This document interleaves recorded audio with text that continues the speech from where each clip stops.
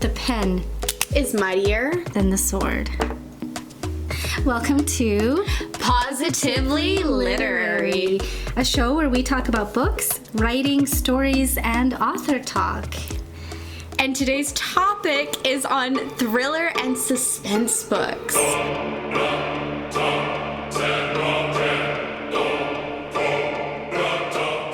Our guest is... Who is our guest? Okay, so I wouldn't say this isn't specifically thriller and suspense, although there's action in it, and I felt like there was a suspense element to it, for sure. And I don't think it's a spoiler to say that, no, right here it says a ghost. So there is a ghost that she befriends. The really interesting thing about this author is that she wrote this book when she was like 16. So I need to double check. I'm pretty sure she published it at like age 17. So when we were at the library and they were doing like a local author... It was Meet the Author. It was an author fair. There was a local author fair? Yeah. At the library a couple years ago. That's where I met this author. R.E.R. Reading. Like, this is the author name.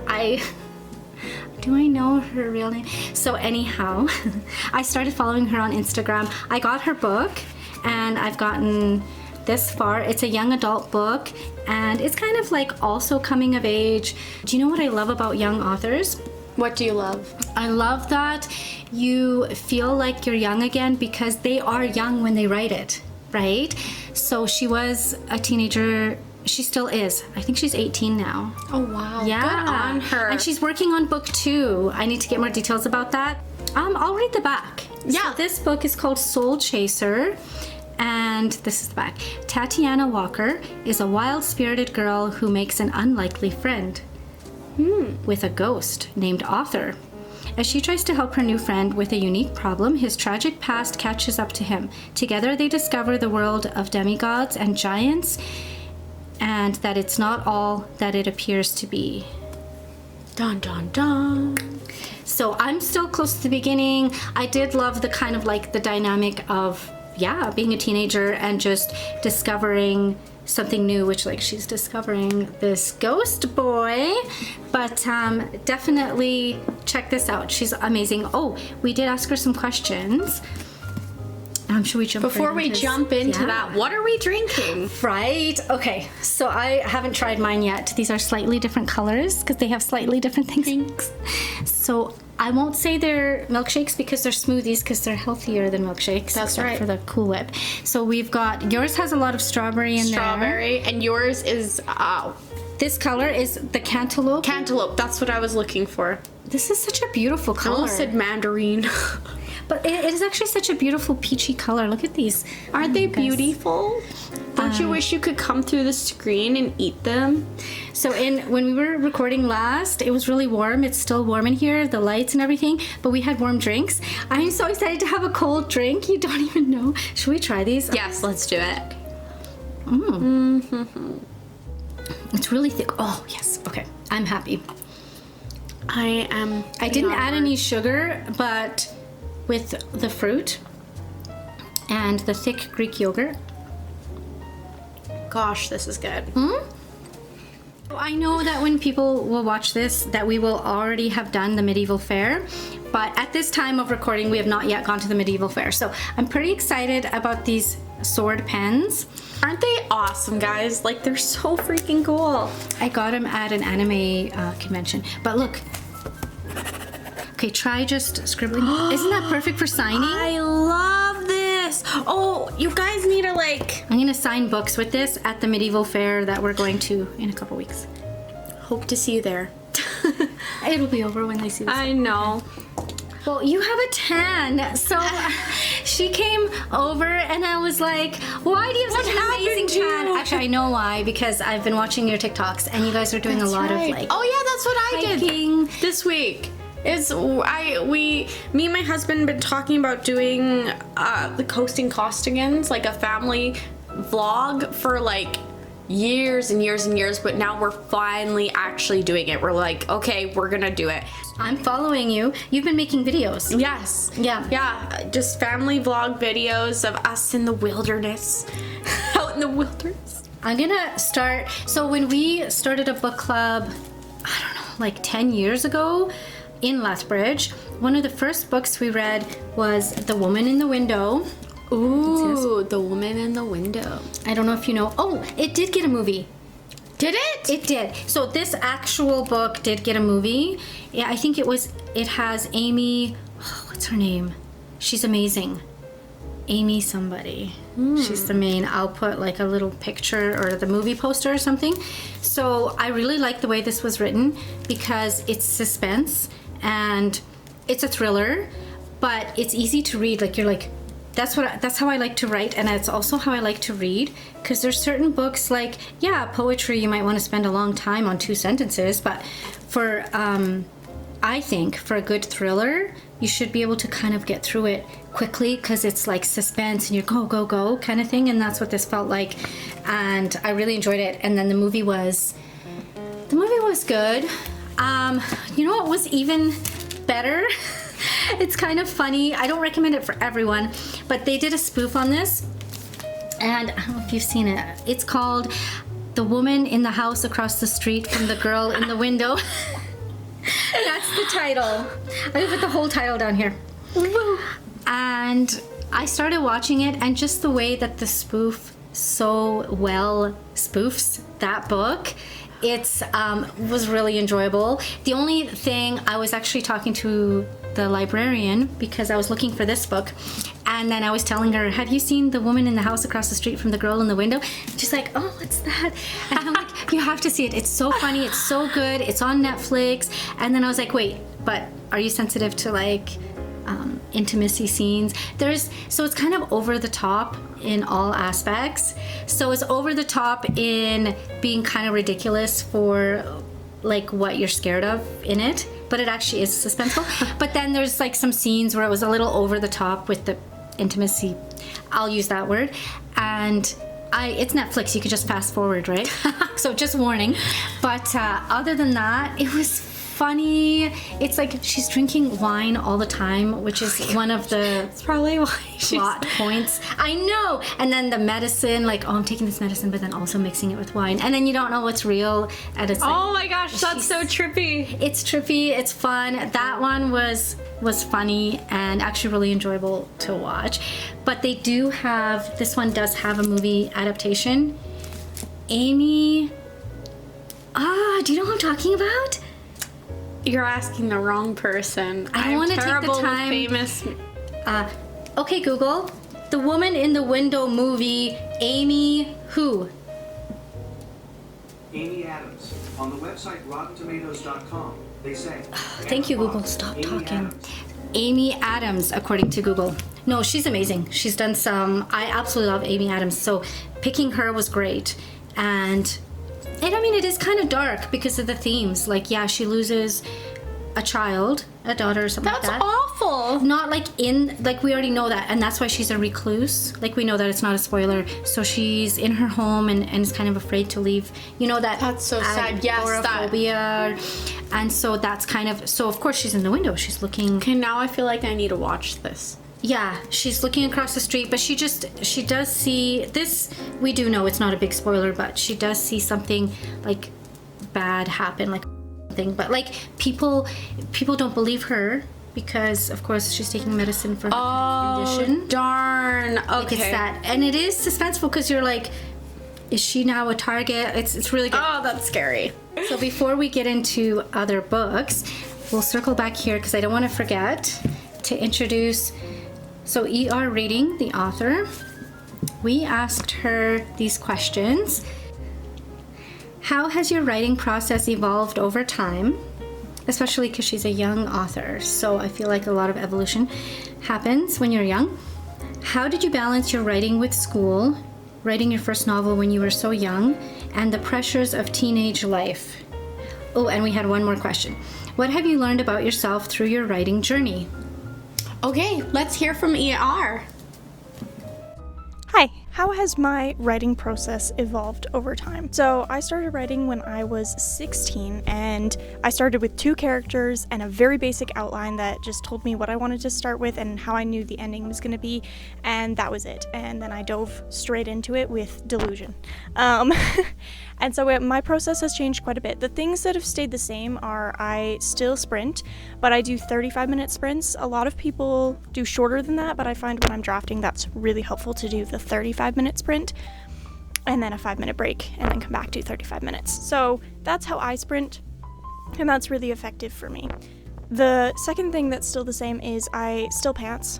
I still fly by the seat of my pants. I like the characters to flow in the direction that they would naturally go, or the story to maybe take a twist that a plot wouldn't necessarily allow for when you're drafting. Those things haven't changed. However, I am more of an outliner, which sounds like it goes against being a pantser, but it doesn't.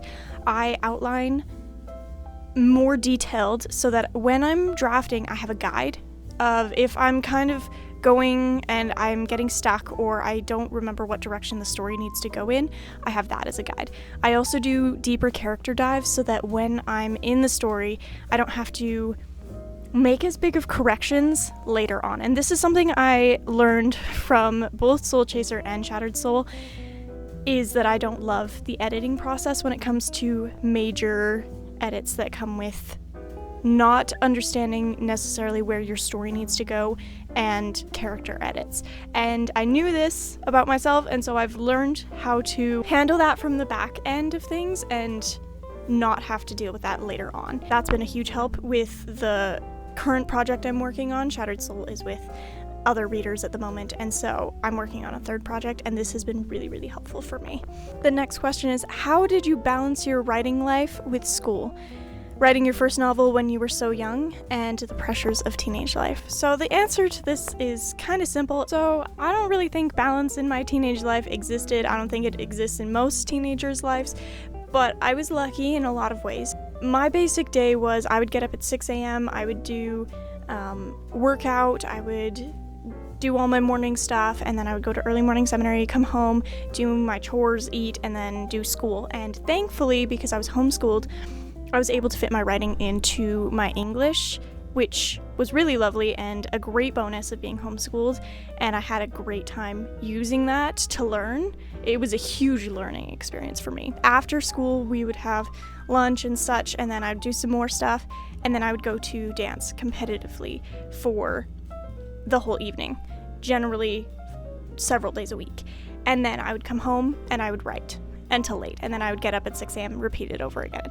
And this led to burnout for me, but I was lucky in the way that I had really flexible schedule with school and was able to include it in that and be able to get more done than perhaps the average teenager when it comes to my writing. And that I was lucky in. The last question is, what have you learned about yourself through your writing journey? And 2 things come to mind immediately. Number 1 is that I'm really stubborn. I already knew this, but it was just amplified by writing a novel and just being stubborn enough to push through and get it all done. And the second thing is that I am a perfectionist. Perfectionism is something I didn't realize I had so intensely until I went back to Soul Chaser and read my first draft. Now, it was terrible. I love Soul Chaser now, but it was bad back when I first wrote it. And learning how to edit my own work made me realize I'm really a perfectionist. I was like, but this should be perfect already. Like, I don't want to change this because it should be good already. Or I think that it's good, but I don't see the changes that could be made. And I was blinded by that perfectionism. I learned how to overcome that, and I learned really quickly that when I edit something, when I look at it and I look at the thing that I've made and I make the needed corrections or something that maybe will elevate the piece, I feel a lot better afterwards. I'm like, man, this is what it can be. This is what the potential is. And I'm learning to see that way earlier on. Perfectionism might be something I fight with occasionally, but it's pretty much been demolished through editing Soul Chaser because I had to do so many edits and I had to learn a lot about myself through that. So learning that I was a perfectionist was probably the most major thing I learned about myself through writing.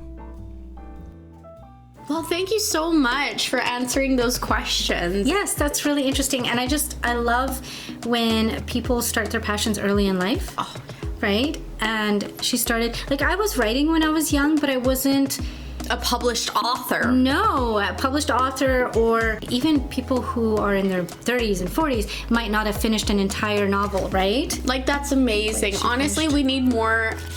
We need more. And you know what? Analog Books, they put on, I think once a year, this award for young writers. Yes, I have done stories about that.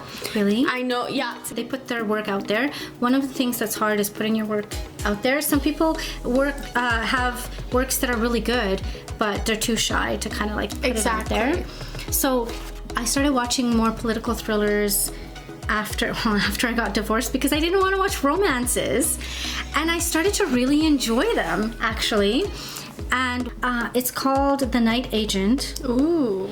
I took the book out from the library. What happened was, it was on Netflix, so I started watching it. It was a series. And I'm like, this is really good. And I know it has a book. So I paused at like episode 2, and I went and I got the book, and I read the book. Interestingly enough, I was like, I'm pretty sure a lady wrote this, like a girl wrote this. And it was. No, it was a guy. And I'm looking at it again, I'm like, there's no way. So unless that guy who wrote that book, The Night Agent, read, I don't know, Harlequin romances and romance books, those intrigue books, like their entire life, and then decided to write something, I was having such a hard time believing it was a guy. That it was a guy. But apparently it was a man. And it has this very interesting, I wanted you to watch the series, because there's action, and it is The Night Agent. He's a night agent. It's like FBI and all this stuff is happening in action, but yet somehow it's still like a Harlequin romance. I don't know how to explain it. Okay, I just said it. I was not watching romances. They don't get into the romance. I just mean their dynamic is like, has that feel to it. I don't know. I think you guys should leave some comments, because I'm curious to if anyone else has watched it. So, a book that I was reading recently, I was like, oh, this looks like it'll be good. The House of Secrets. The House of Secrets. I got it as, you know, what is it called when you get a book and you don't know what it is? It's a blind date with a book. Yeah. Oh, yes, Analog. Yeah, this one wasn't Analog though. It was Big John's books. Oh, Big John does that. Oh, yeah. It is good, but it's also, wow, it was like flashbacks to being a stay-at-home mom kind of thing. So her son gets older, and then they're on like kind of the brink of divorce. It actually goes back and forth to each chapter has before or after. So here it says Claire after. Claire. After. Oh, interesting. Because it's her point of love view. that. I love that they do that with the flashbacks. And then there's before. So this is Claire before. So this was before the divorce, and that's after the divorce. And then there's also the guy. What's his name? Duncan. So this is Duncan after. So kind of like his experience. It's actually quite well written for seeing his point of view. At the end, it's just starting to get into, because they live near this town that is kind of like an abandoned town where they have markings from kind of witchcrafty witchcraft stuff, and her son's missing. I don't want to give too many spoilers, but since he's 18, he could be with friends. Like the police don't take her seriously. They're like, well, you know, you guys are getting a divorce, so maybe he can go anywhere he wants. He's 18, and then she's getting worried about him. So there's that aspect. There's the divorce that's happening. It is well written and it is good, but it also kind of like brought back the emotions of that early days of going through the separation and divorce. And so maybe was it triggering? A little bit, it was, but I also realized, wow, a lot of people have similar experiences, similar feelings, and kind of like the arguments are similar. There's so much similar. So it's I don't know if I'm going to finish the book because it's getting dark. Ooh. Yeah.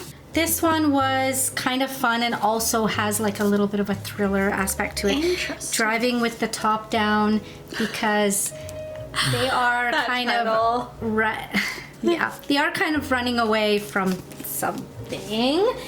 And I'll quickly go through The Cliff House. Ooh, that one sounds intense. I was enjoying this. It is, it's the summer of 1986. Someone's skinny dipping. What a thrill. She makes a new friend on vacation. Ooh. I think this is the one where the place, I think her mom cleans the place at the Cliff House or whatever. okay. Cleans it, and she's one of the daughters. And okay, The Hidden Beach, actually it was gifted to me as a book for Christmas. That one was good because it has so much plot. Like, she's a nanny, and then she gets a call from someone from a hospital is like, oh, the lady she's working for, her husband is awake, except she's married and has a husband. She's like, what? Who? I don't want to spoil it, but the way it interweaves the plot is actually quite interesting and, satisfying. This one to me felt dark. We Were Liars. It looks dark. Yeah, this is a young adult. We read it in book club. Very well written, but also this one's a thriller. Some of these aren't as thrillery, but this one is. It plays with your mind a little bit, and it's supposed to. So, I don't know, it left me feeling kind of Yucky.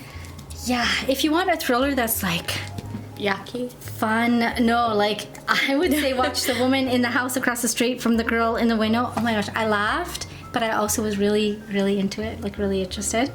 I don't know if you watch thrillers. I watch a lot of, lately I haven't because I've been outdoors. You've been outdoors a lot, but I was like, watch this one. Yes, she kept nagging me to watch something and I was supposed to. Not nagging, I'm sorry, that's a negative word. You were reminding me, but I kept bringing it up all the time. Because first of all, it's good, but also I was And I like, kept we can talk about forgetting. it on the show. No, that's totally fine. But then later I was like, maybe thrillers aren't your favorite thing to watch. I do like. Okay, I haven't been in an action mood lately. Because thrillers do have a lot of action, and I'm just not feeling it. I feel like I'm getting enough action outside that I don't need the extra. Like the boom, boom, boom. So some, like The Night Agent, which I was telling, would be car chase, boom, boom, boom. But The Woman in the Window is literally slow pace.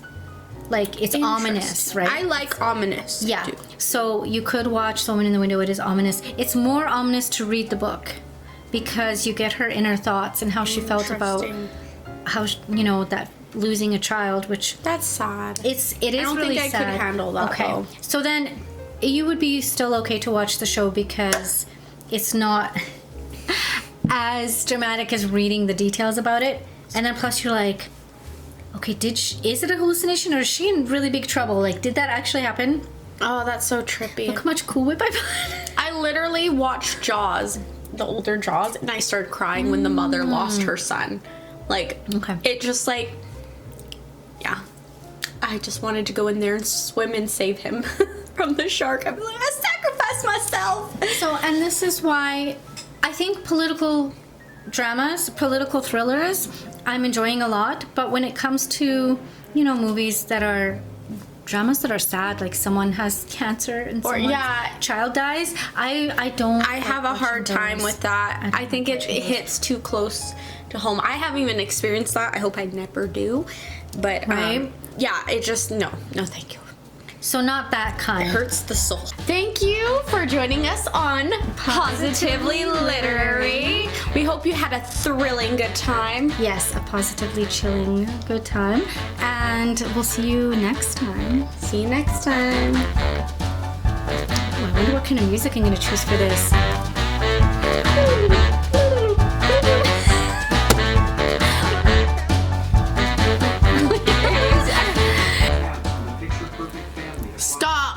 Stop! New York City brownstone. Oh, I guess I could ask him to stop. My lipstick is so strong that it looks like I'm bleeding. Sit up straight. Okay,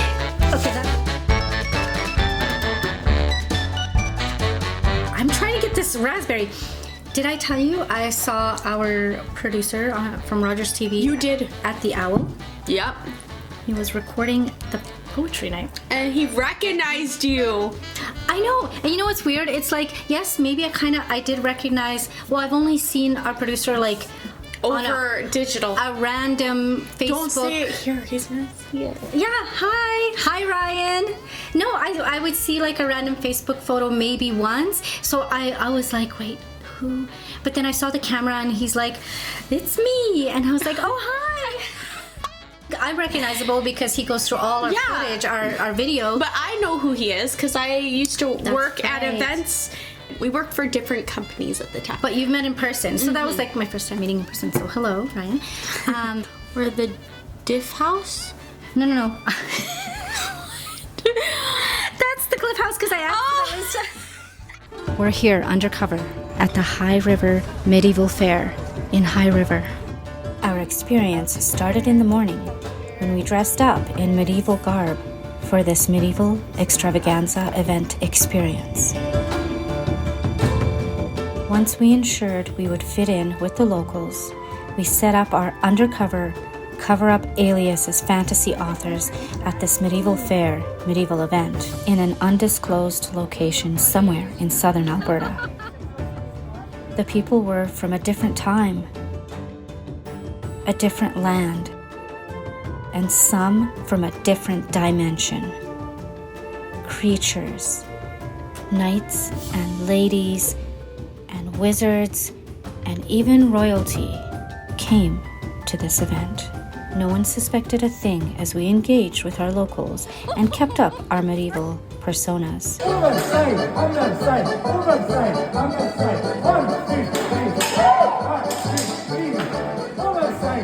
This was an alternate era experience we will never forget. We spoke to someone earlier at this medieval event who said she loved this medieval fair. I love this medieval fair. I love this medieval fair.